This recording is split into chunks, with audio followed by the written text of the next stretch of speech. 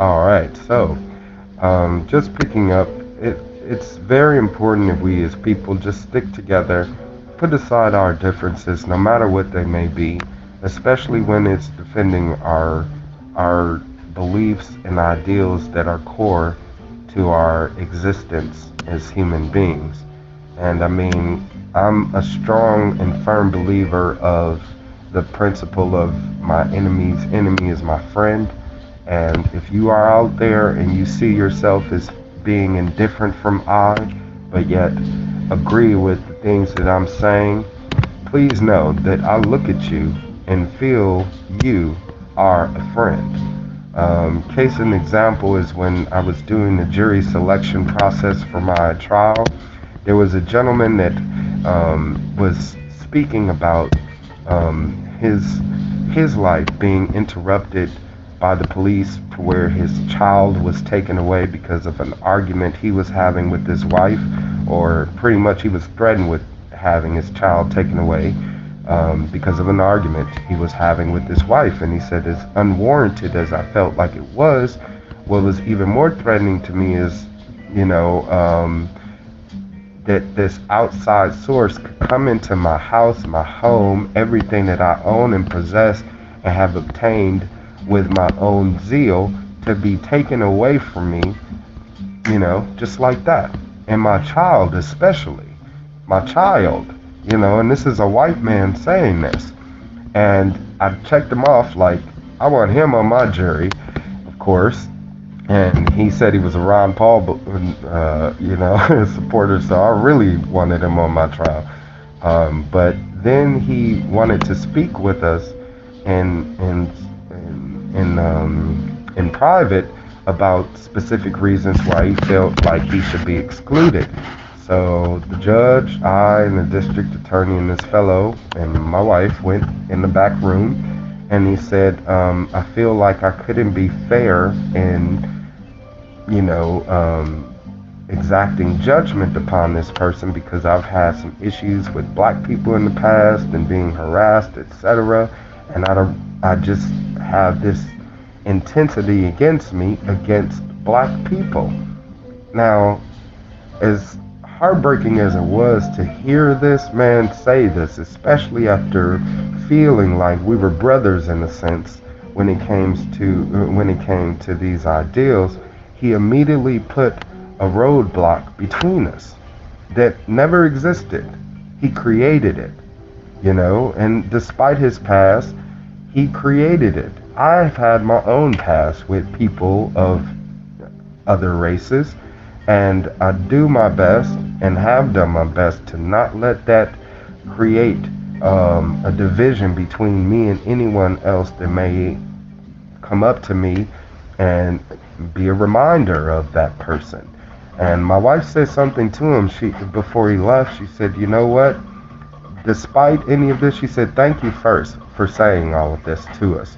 She said, but despite any and all of this, you as a person need to let it go, because you wouldn't believe how many relationships you're going to, you know, demolish before they've even had a chance to flower, and how many people you could help before, you know, and before you had a chance to help them. And it's really your ideals and your beliefs that are going to create this division between you and you doing so.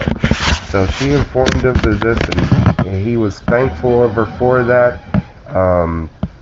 And he shook her hand, believe it or not. He shook my hand, you know, and I thanked him for, you know, expressing himself. But again, it was very heartbreaking because this was a person that I saw myself in, you know, a reflection of me, a reflection of God and what's good in the world. And I saw the God in this man, and it was heartbreaking to know that, you know, he would walk down the street and perceive me of being a certain way, never even knowing anything about me. And this is exactly, again, what's wrong with our country, people. Stop. Stop. Stop. It's unnecessary, and it's creating a whole nother world that is not there. And believe it or not, this is exactly what the tyrannical, authoritative government that's in control of us right now feeds off. So if we as people stop it dead in its tracks, guess what happens? Solidarity is created overnight, thicker and greater and better than ever. So this is the type of reality that I'm trying to create and that I need in order to be successful in my campaign. Therefore, I implore any and all of you listening to this message to please contact us and find out how you can get more involved with our campaign. Again, the website is governorwildstar.com. And actually, we're having our first fundraiser July 4th weekend. It's going to be in need of your support. It's in need of it now. Because one of the parts of that fundraiser was I wanted to have a dinner party on that Sunday, July 7th. Basically have a Sunday dinner here at my home. And I was requesting that at least 30 people step up to attend the dinner party, and unfortunately, because of the lack of people responding to it, the dinner party has now been canceled. So we no longer will be having a dinner party as part of the fundraiser, but again, I'm in great need of your support. No matter what you can give, if it be $1, $5, $10, $100, $10,000. That's actually our goal. It's 10 grand. So whatever you can give to help us meet that goal would be extremely helpful and very much appreciated. So again, the solidarity that we need can be created. It can be created just as much as the divisions and prejudices and separation between us has been created. So we have to believe in the possibility that we together can stand up united, one cause, as the rally behind Barack Obama proved and has showed. So I again ask all of you people to please help me. I don't have a big sponsor. I don't have a PAC. I'm not part of a party like Barack Obama or Mitt Romney or any other candidate out there. So I'm in view as an independent to support independence, which is why I'm calling it the Independence Day Money Bomb. So the Independence Day Money Bomb fundraiser is again from July 4th through July 7th. Could use your support much more than you know. So no matter what you get, just know that it is money well spent.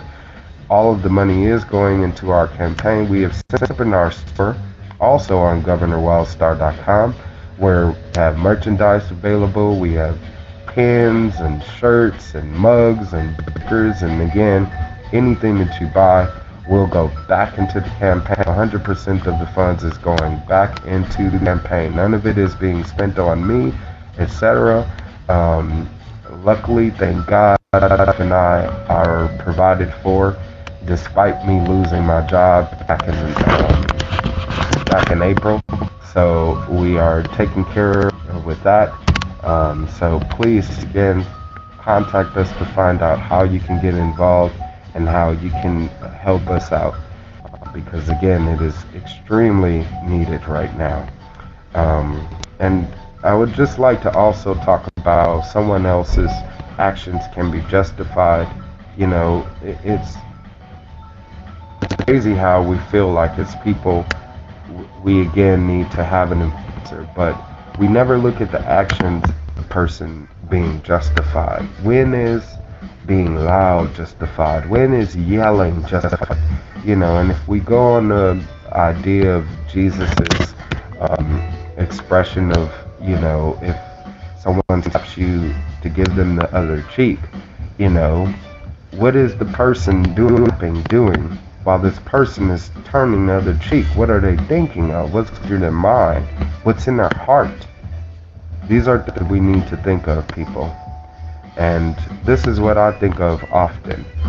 That person is being someone full of fire and energy, etc., being slapped around and feeling and being told that my action isn't justified. We'll pick up there.